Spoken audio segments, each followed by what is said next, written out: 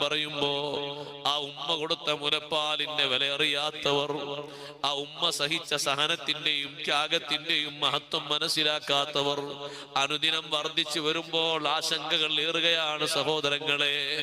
അള്ളാഹു അതല്ലേ ആ രൂപത്തിൽ പച്ചയായി മനുഷ്യനെ പഠിപ്പിക്കുന്നത്.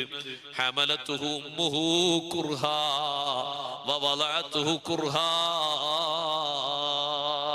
തുല്യതയില്ലാത്ത പ്രയാസമാണ് സഹിക്കുന്നത്. പരാതിപ്പെട്ടോ? ഇല്ല. ഈ ഉണ്ടാകുന്ന കുഞ്ഞെനിക്ക് വേണ്ടാന്ന് പറഞ്ഞോ? ഇല്ല.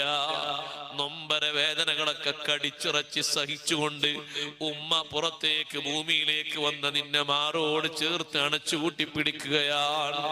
വേദനയുടെ ഒരു പരിഭവവും ഒരാളോടും പങ്കുവെക്കുന്നില്ല. എത്രമാത്രം ഞാൻ വേദനിച്ചു എന്നറിയോ? ഈ കുഞ്ഞ് വേണ്ട എന്ന് തീരുമാനിച്ചു ഉമ്മ പറയുന്നില്ല. സന്തോഷത്തോടെ ഉമ്മ വെക്കുകയാണ്, വാരിപ്പുണരുകയാണ്. നീ എത്ര കരഞ്ഞാലും ഉമ്മാക്ക് നിന്നോട് പരിഭവമില്ല. 3-4 രാത്രികൾ നിനക്ക് അസുഖം ബാധിച്ച് അസ്വസ്ഥത പ്രകടിപ്പിക്കുമ്പോ കസേരയിലോ ബെഡിലേക്കോ ഇരുന്നു കൊണ്ട് ചാരി മാത്രം തൂങ്ങി ഉറങ്ങുന്ന മാതാവിന് ഓർമ്മയില്ലേ? ആ ഉമ്മ ഒന്ന് കടക്കാതെ ഇരുന്നിട്ട് മാത്രമല്ലേ ഉറങ്ങിയത്? നിന്റെ കരച്ചിൽ കൂടുതലാകുമ്പോ തൊട്ടിയുടെ കയറും പിടിച്ച് നിന്ന് ഉറങ്ങുന്ന ഉമ്മയാണ്.